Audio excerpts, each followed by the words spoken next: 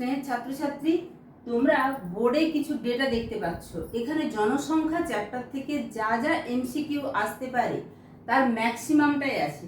তাই আজকের ক্লাসটা ভীষণ গুরুত্বপূর্ণ হতে চলেছে। যারা আমার চ্যানেলের নিয়মিত দর্শক বা শ্রোতা বা নিয়মিত ক্লাস করো, তোমরা জানো প্রাকৃতিক ভূগোল থেকে সমস্ত চ্যাপ্টার কমপ্লিট হয়ে গেছে।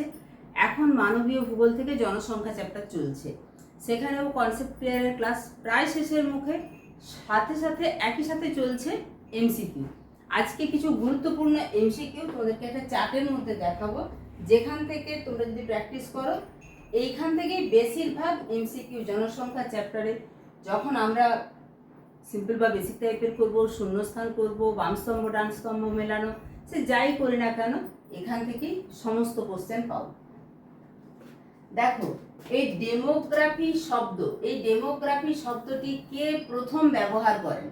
ডেমোগ্রাফি শব্দটি প্রথম ব্যবহার করেন 1855 সালে এচিলি গায়লার। তোমরা একটু বইয়ের নামটাও দেখে রাখো যে এই বইতেই তিনি প্রথম ডেমোগ্রাফি শব্দটি ব্যবহার করেন। কোন বইতে? এলিমেন্টস দ্য স্ট্যাটিস্টিক হিউম্যানি অর ডেমোগ্রাফি কম্পেয়ারি, এই বইতে তিনি প্রথম ডেমোগ্রাফি শব্দটি ব্যবহার করেন। জনবিজ্ঞানের জনক কাকে বলা হয়? জন গ্রান্টকে। আমি এমসিকিউ এর ক্লাস আগেই বেশ কয়েকটা করেছি, সেখানেও তোমরা পেয়েছো জন গ্রান্টের সঠিক উত্তর হবে এরকম অনেকগুলি কোশ্চেন আছে। তাই বলবো যে এই ছকের যে প্রশ্নগুলি আছে এটি খুব ভালো করে মুখস্থ করো। পপুলেশন জিওগ্রাফি, ডেমোগ্রাফি শব্দটিতে হলো পপুলেশন জিওগ্রাফি শব্দটি কে প্রথম কখন ব্যবহার করেন? ট্রিওয়ার্দা, জিটি ট্রিওয়ার্দা 1939 সালে তার এ কেস ফর পপুলেশন জিওগ্রাফি বইতে প্রথম পপুলেশন জিওগ্রাফি শব্দটি ব্যবহার করেন।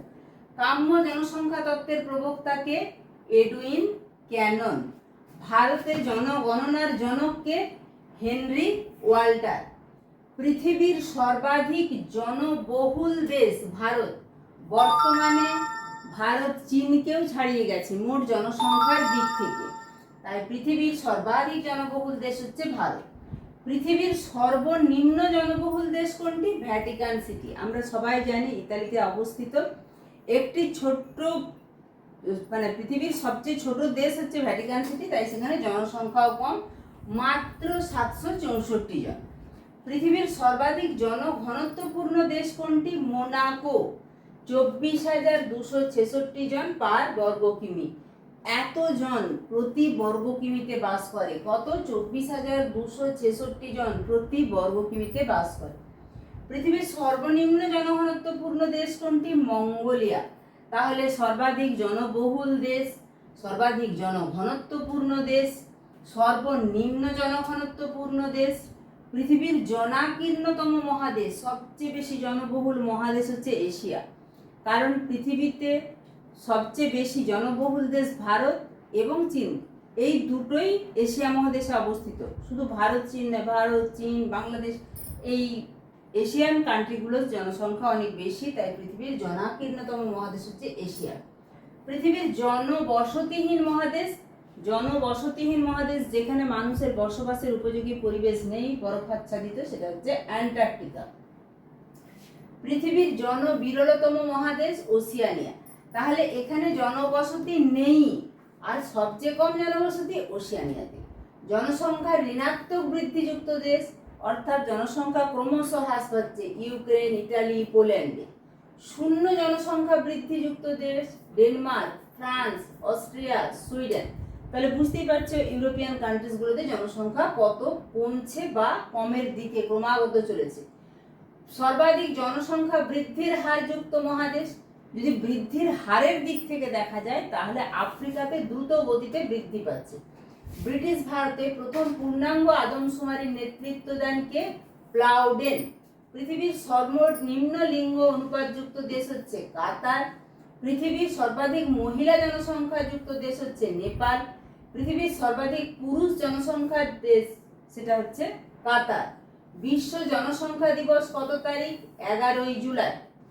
অধিক সুযোগ সুবিধার জন্য উচ্চ মেধা সম্পন্ন মানুষেরা বিদেশে চলে গেলে তাকে বলে মেধা প্রবাহ।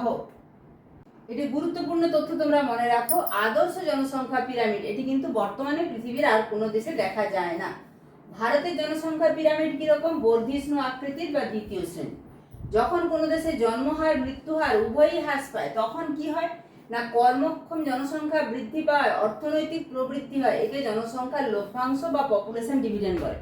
এখান থেকে কোশ্চেন আসতে পারে। জনসংখ্যা অর্থাৎ জন্মহার মৃত্যুহার দুটোই যখন কমেছে, জনসংখ্যা যখন হ্রাস পাচ্ছে তখন কি হবে? অর্থনৈতিক উন্নতি বা অর্থনৈতিক প্রবৃদ্ধি হবে। একে বলছে জনসংখ্যার লভ্যাংশ বা পপুলেশন ডিভিডেন্ড। এটার উপর কিন্তু কোশ্চেন থাকে। জন্মহার হ্রাস পেলে এবং বয়স্ক নির্ভরশীলতার অনুপাত বৃদ্ধি পেলে তাকে জনসংখ্যাগত বিভাজন বা ডেমোগ্রাফিক ডিভাইড বলে। এই যে প্রত্যেকটি টার্ম এবং ডেটা বললাম, এইগুলি থেকেই কিন্তু এমসিকিউ আসবে। তাই এই পোর্শনটা তোমাদের তো লং কোশ্চেন মুখস্থ করতে হচ্ছে না, তবে ডেটা ভিত্তিক প্রশ্ন কিন্তু মুখস্থ করতে হবে, মনে রাখতে হবে, তবেই কিন্তু এমসিকিউ সলভ করতে পারবে। তাহলে এইরকমই গুরুত্বপূর্ণ তথ্য এবং আপডেট পাওয়ার জন্য অবশ্যই চ্যানেলটা সাবস্ক্রাইব করে রাখবে। বন্ধুদের মাঝে গুরুত্বপূর্ণ এই তথ্যটা শেয়ার করে দেবে। থার্ড সেমিস্টার নয়, থার্ড সেমিস্টার, ফোর্থ সেমিস্টার, আমি সেমিস্টার সিস্টেমের প্রথম ব্যাচের সাথেও যেরকম ছিলাম তোমাদের সাথেও সেরকমই প্রথম থেকে শেষ পর্যন্ত থাকবো। তাই অবশ্যই বন্ধুদের মাঝে শেয়ার করার সাথে সাথে একটা লাইক করে দেবে। ঠিক আছে, দেখা হচ্ছে খুব তাড়াতাড়ি পরবর্তী উপস্থাপনের সময়।